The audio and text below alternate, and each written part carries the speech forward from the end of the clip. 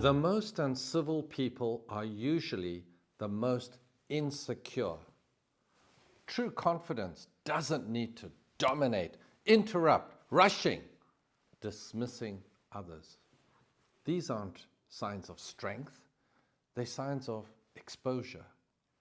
Secure people slow the room down. They don't fight silence, they use it. So notice who fills silence and who lets it work for them. Good manners aren't about rules. They're about awareness and presence. Be more observant next time you're in a room. Thank you very much for watching our video. And if you liked our video, please like, share, comment, subscribe to our channel.